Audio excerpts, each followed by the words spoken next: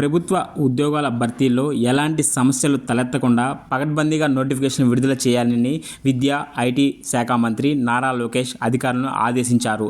Job calendar 2026పై మంత్రి నారా లోకేష్ అధ్యక్షతన ఉద్యోగాల కల్పనకు ఏర్పాటైన మంత్రుల బృందం సమావేశంలో సమీక్ష నిర్వహించారు.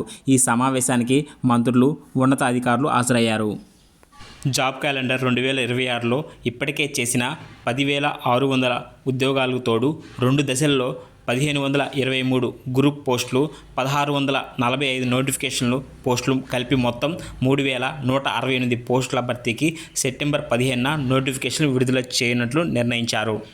తదుపరి ఉద్యోగాల భర్తీ ప్రక్రియ వేగవంతం చేయడంతో పాటు వివిధ శాఖల్లో ఖాళీల వివరాలను సేకరించి తదుపరి నోటిఫికేషన్లపై కూడా కార్యాచరణ చేపట్టాలని అధికారులను సూచించారు.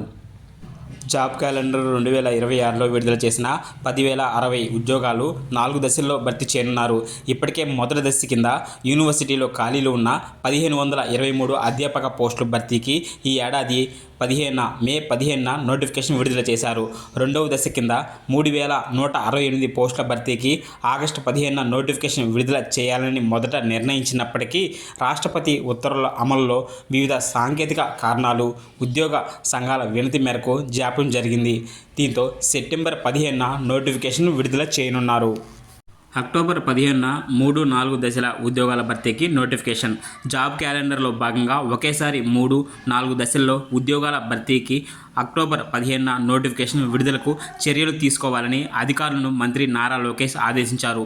3వ దశలో 2,388, 4వ దశలో 2,981 పోస్టులను భర్తీ చేయనున్నారు. వివిధ భాగాల్లోని ఖాళీలను డిపార్ట్మెంట్ అవసరాలను దృష్టిలో ఉంచుకొని భర్తీ చేయాలని సీఎం గారు నిర్దేశించారని, ఆ దిశగా అధికారులు చర్యలు చేపట్టాలని మంత్రి ఆదేశించారు. రెండవ దశలోని 2,388 ఉద్యోగాల్లో 2,225 పోస్టులు హోంశాఖలో భర్తీ చేయనున్నారు.